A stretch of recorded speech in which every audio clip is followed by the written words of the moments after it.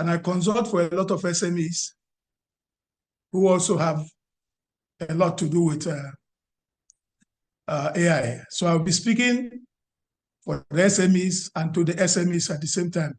I'll be looking at governance and institutions, the risks and ethics, and then lessons for everyone, for the leaders, for the SMEs themselves. Everyone has something to do if we want to make sure we will benefit from this AI race. I mean, today on social media, it's all AI everywhere, and people are getting confused. Let's look at the strategic implications of AI-enabled forecasting. We all know that previously, before AI, forecasting was much, much tougher. In fact, it used to be historicals. It became better when companies started to use POS. Please go back to the other slide. Companies started to use point of sale information, and forecasting got better. But with AI forecasting, it has become a ride. It has become very interesting and good. So looking at, this is particularly for African SMEs, reduction in inventory costs where AI forecasting is deployed, 15 to 35%. That's huge. Then 65% of Fortune 500 firms now use AI in demand planning and logistics optimization. That's also huge. So what has happened is that it has moved from reactive to predictive. Most companies have moved from reactive to predictive, where AI moves supply chain from event response to probabilistic anticipation. Right now, it is possible to anticipate what could happen, sensing disruptions before they cascade. Now, optimization to resilience beyond cost efficiency. Advanced analytics now targets adaptive capacity for companies. Now, also data silos to integrated intelligence, real-time data ecosystem. For every company to do well in supply chain today, data-based planning, data-based decision-making is what they have to do. So here is what it is. Yes, we've made a lot of progress with it, but the question is really how many of these SMEs are able to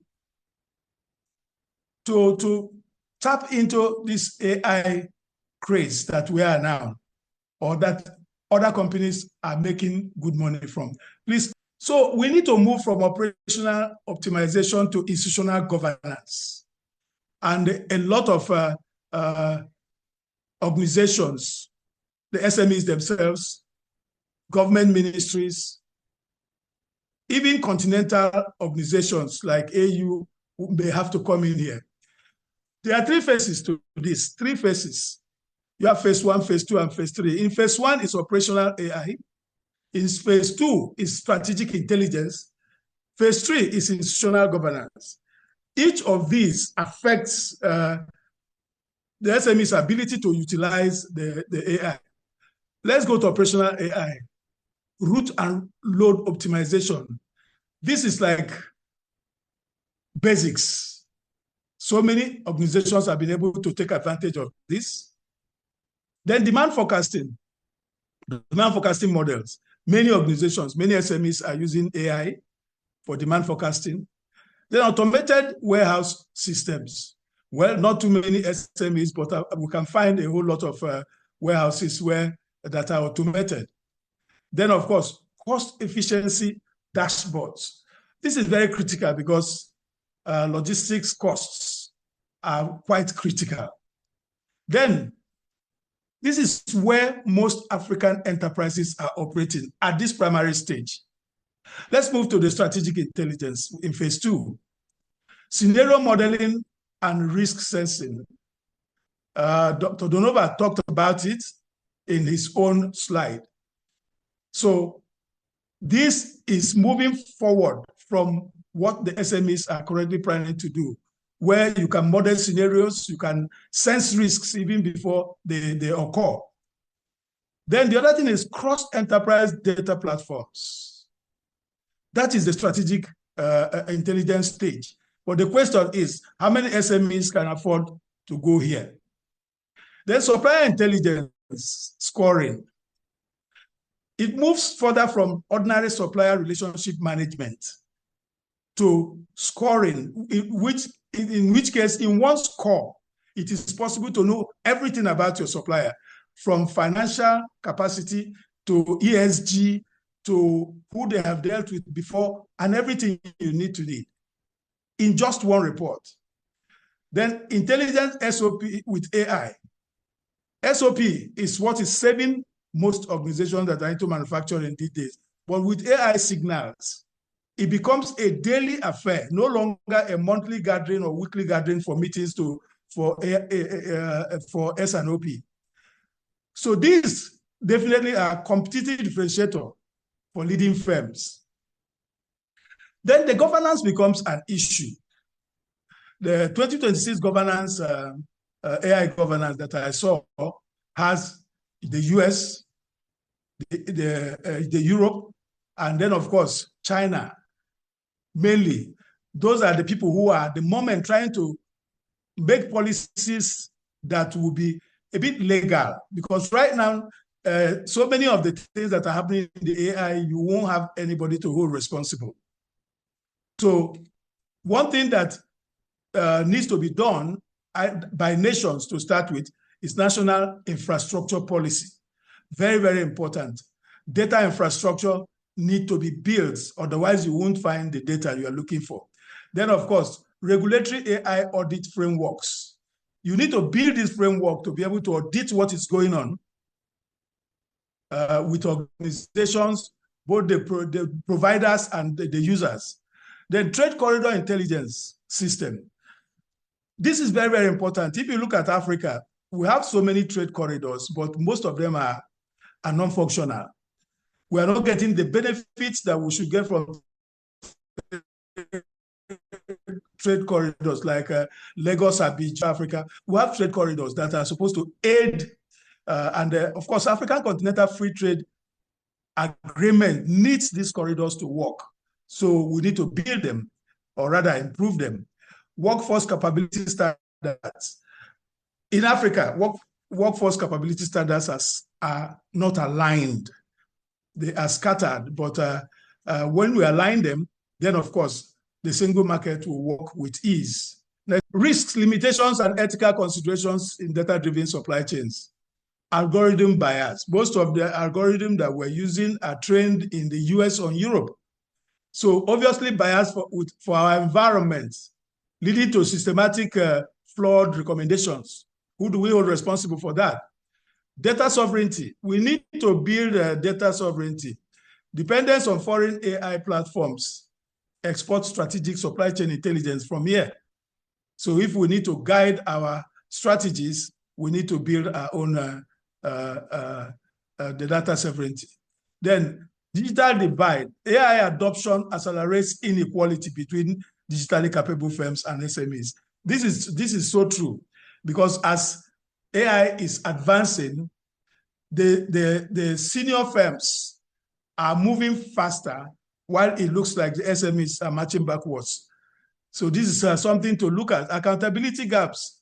When AI-driven decisions cause disruption, something like delayed shipments, failed forecast, who is responsible? Who do we hold responsible for that? Between humans and systems, it's still legally unresolved. That's why I said in the previous slide that national authorities will have to come in. Excessive reliance on AI optimization erodes institutional tacit knowledge and judgment. This is a dangerous one, because even our children now, in the office, some people can write letters again without contacting one AI or the other. And it is beginning to diminish the capabilities in organizations. Then workforce disruption. AI-driven logistics automation threatens the livelihoods of millions in Africa freight and trade sector. It depends on who you are talking to. If you are talking to the owners of the company, they don't mind if it reduces the number because it means that they will pay less. But if you are speaking to those who work in organizations, they will prefer to remain on their jobs.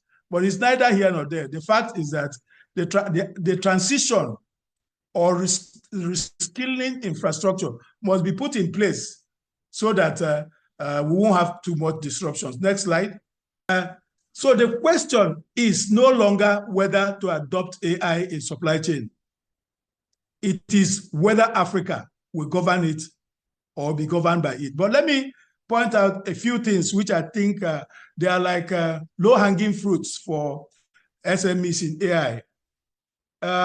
Pulling data cooperatively, where SMEs can come together, pull data as a cooperative, and then use it. It's going to help them a lot. Then the other one is upskilling the teams within an organization or within the cooperative to be able to use the AI properly. The other one is managing risk proactively, ability to identify risks and then managing it proactively, not waiting when it has crashed your whole system before you do something about it. The other thing is starting small and shipping fast. When you want to get involved in a platform for AI, you want to try something small to see how it goes. Let me give an example. They're asking for monthly subscription and an annual subscription. Maybe a monthly subscription would be an easier way to go to check how beneficial it is. So the goal is to build AI sovereignty, not AI dependence. So I think that AI is quite beneficial. SMEs have a lot to benefit from it, but policies will have to come that will make adjustments so that the SMEs are not left far behind, while SMEs themselves should do everything they can, come together as cooperatives. That will help them move closer to the firms that are doing well. I think I want to stop there. Thank you very much.